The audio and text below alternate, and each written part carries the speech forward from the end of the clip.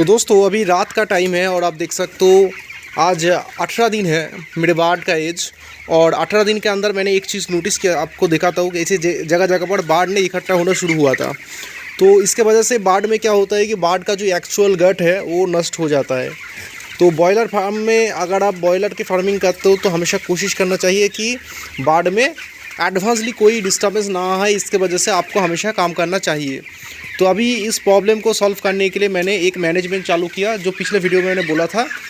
तो एक टाइम के लिए मैं एंटीबायोटिक इस्तेमाल कर रहा हूँ। एंटीबायोटिक देने से बाढ़ में क्या होता है कि रिकवरी आ जाती है। तो रिकवरी आने की वजह से बाढ़ में जो ठंड लगने की जैसी बड़े बीमारी है वो ख़त्म हो जाता है। तो इसके लिए मैं अभी से इस्तेमाल कर रहा हूँ एक टाइम जो बड़ी बाढ़ में देने वाली जो एंटीबायोटिक है, प्रीफॉलेक्स B10H वाला एक कॉम्पोजिशन का एंटीबायोटिक, जो बहुत पावरफुल होता है, बहुत कॉस्टली आता है, लगभग 1300-1400 रुपये लीटर आता है। तो उसको सुबह एक बार पानी के साथ मैंने ऑटो ड्रिंकर का लाइन बंद करके, पाइप लाइन बंद करके मैं देता हूँ, अभी देख सकते हो। तो उसको देने के बाद एक टाइम के लिए बाढ़ में ग्रोथ में कोई प्रॉब्लम ना आए, तो इसके लिए मैं क्या कर रहा हूँ, टाइम टाइम पे बाढ़ को डिस्टर्ब करके ज़्यादा से ज़्यादा पानी, ज़्यादा से ज़्यादा फीड में इंटेक करवा रहा हूँ। और उसके साथ साथ मैंने इम्यूनिटी बूस्टर का भी एक टाइम डोज दे रहा हूँ। इम्यूनिटी बूस्टर आप मार्केट से कोई भी खरीद सकते हो, लेकिन कंपनी से हमें मिलते हैं, वो डिस्काउंट भी कर देते हैं। तो इसके लिए कंपनी का ही हम इस्तेमाल करते हैं। जैसे पीनियम SC एक अच्छी एंटीबायोटिक, अच्छी इम्यूनिटी बूस्टर है, जो आप इस्तेमाल करोगे SC वाला कोई भी एंड इम्यूनिटी बूस्टर आप इस्तेमाल करेंगे, उसके साथ हो सके तो बाढ़ में इकट्ठा होने की वजह से बाढ़ में ट्रेसेस आ जाती है, तो वो ट्रेसेस ना हो, बाढ़ का हेल्थ भी ठंडा रहे। तो इसके लिए इलेक्ट्रॉल पाउडर को अगर इस टाइम इस्तेमाल करेंगे या फिर इलेक्ट्रॉल पाउडर के साथ आप अगर इम्यूनिटी बूस्टर को पांच करके देंगे तो बहुत अच्छे होगा। और किडनी का इशू ना आए बाढ़ में, रिकवरी बाढ़ में ज़्यादा अच्छे से हो, इसके लिए पानी का इंटेक कम होने की वजह से जो दिक्कतें आती है, बड़े बाढ़ में प्रॉब्लम आती है। तो इसके लिए मैंने रेनोफ्लास का भी इस्तेमाल किया। और रेनोफ्लासा एक अच्छा मेडिसिन होता है जो किडनी के प्रॉब्लम वगैरह आते हैं, पानी कम इंटेक करने में या फिर फार्म के अंदर लीटर ख़राब होने की वजह से जो दिक्कतें आती है वो ख़त्म हो जाती है। तो फार्म के इस साइड में थोड़े लीटर का इशू हुआ था, वो लगभग मैंने ख़त्म कर दिया। अभी एक जगह पर अभी थोड़े लीटर का इशू है मेरे फार्म में।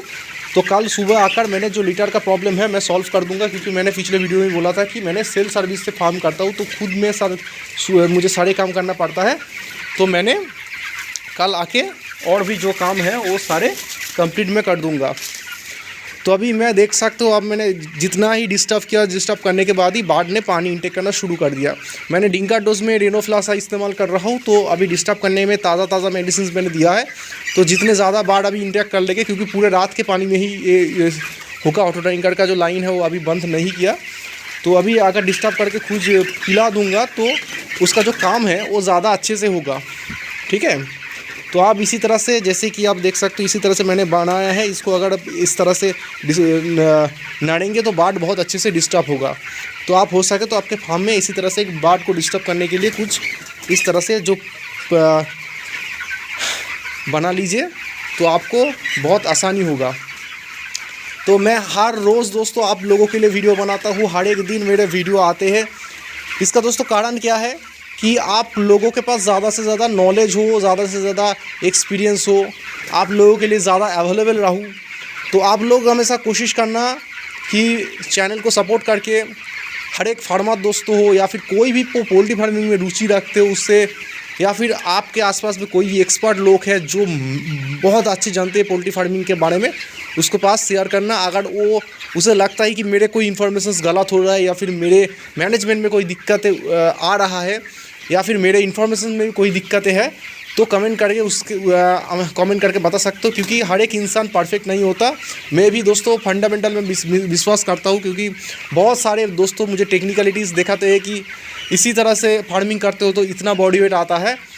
तो टेक्निकलिटीज़ में बहुत कुछ होते हैं, लेकिन फंडामेंटल जो होता है फार्मिंग का, जो लॉजिक में नहीं, इफ़ेक्टिव जो प्रैक्टिकल एक्सपीरियंस है उसके ऊपर मैं ज़्यादा भरोसा रखता हूँ। क्योंकि बहुत सारे मेडिसिन आते हैं, जैसे कि बहुत सारे मेडिसिन का कंपनी है मेरे पास, अब कभी कभी आते हैं, वो क्लेम करते हैं कि, जैसे कि रेनोफ्लासा की अगर बात करें तो वो क्लेम करते हैं कि उस मेडिसिन को इस्तेमाल करने से किडनी का प्रॉब्लम ना होगा। लेकिन मेरा खुद का एक्सपीरियंस यही बोल रहा है कि किडनी का प्रॉब्लम सॉल्व करने के लिए कोई भी मेडिसिन नहीं होता, लेकिन उसका एक काम क्या होता है कि वो रिकवरी थोड़े ज़्यादा कर लेता है। इसका मतलब अगर किडनी के कोई इन्फेक्शंस होते हैं बार्ड को पानी इंटेक करने के वजह से, तो वो पानी इंटेक ज़्यादा करवाता है वो मेडिसिन, उसके लिए वो फेमस है।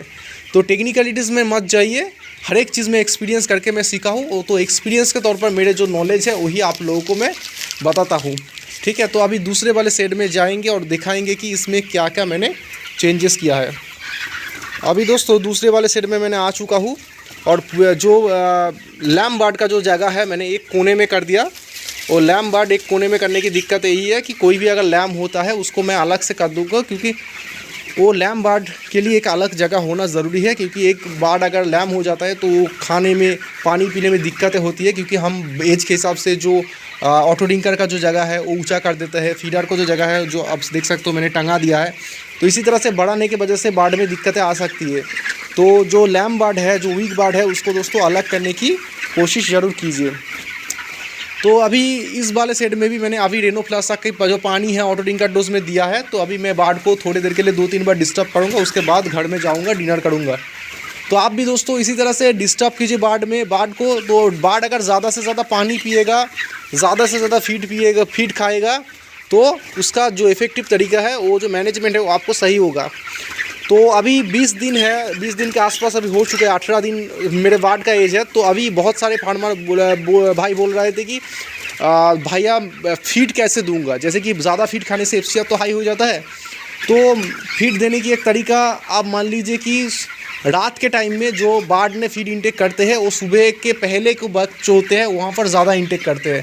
तो रात के टाइम में कोशिश कीजिए कि 70 से 75% जो फीड है वो बार्ड को खिलाने की, और जो 25% फीड है वो कोशिश कीजिए दिन में देने की। जैसे कि अगर आप कोशिश मान लीजिए कि 4 बैग फीड खा रहा है तो पूरे दिन भर में 1 बैग फीड खाएगा, और शाम के वक्त से सुबह के पहले की वक्त जो ठंडी की टाइम है उस टाइम में बार्ड का जो फीड है वो टान नहीं होना चाहिए। तो उस टाइम हो सके तो ज़्यादा से ज़्यादा फीड दीजिए रात के टाइम में, और सुबह के टाइम अगर हॉपर वगैरह खाली हो जाता है तो 1 बैग फीड दे दीजिए। उसके बाद अगर फीड ख़त्म भी हो जाता है बीकेल के टाइम पे या फिर दोपहर के बाद थोड़े देर के लिए अगर फीड बंद रहेगी कोई दिक्कत नहीं है। लेकिन फीडर को मत उठाइए, क्योंकि फीडर के अंदर थोड़े थोड़े करके जो फीडर के जो छोटे गूड़े वाला हिस्सा होता है, छोटे डस्ट वाला हिस्सा होता है, वो रह जाता है। तो रह जाने की वजह से क्या होता है कि जो फीडर में थोड़े डस्ट वाले जो फीड है वो अगर खा लेते हैं बार्ड तो पानी इंटेक ज़्यादा करेगी, ठीक है। अगर फीड का जगह पर उठा लेंगे तो पानी इंटेक बार्ड नहीं करता। तो इसके लिए फीडर को मत उठाइए। हम सभी से रिक्वेस्ट है, अगर गर्मी के टाइम में फीडर हम बंद करते इसलिए कि एफसीआर ना हाई हो जाए, गर्मी के टाइम में अगर करते दोपहर के टाइम में अगर गर्म की वजह से बार्ड ज़्यादा फीड इंटेक कर लेंगे तो दोपहर के टाइम मोर्टालिटी आ सकती है। इसके वजह से गर्मी के टाइम में दोपहर फीड बंद कर दे। लेकिन अभी जिस टाइम पे मैं फार्मिंग कर रहा हूँ विंटर के टाइम है, वहाँ पर फीड का हॉपर तुलने की ज़रूरत नहीं है। सुबह एक बार फीड दीजिए, या दोपहर के टाइम अगर 1-2 घंटे के लिए फीडर खाली भी रहेगा कोई दिक्कत नहीं, या फिर शाम के टाइम में जो पूरे रात का जो फीड है 75% वो दोनों पार्टों में डिवाइड कर दीजिए। जैसे कि शाम के टाइम एक बार फीड दीजिए, रात 10 बजे जो हॉपर खाली हो जाता है वहाँ पर जो फीडर दीजिए, ठीक है। तो टाइम पे डिस्टर्ब कीजिए, पानी ज़्यादा पिलाए, फीड ज़्यादा पिलाए, इसी तरह से मैनेजमेंट कीजिए।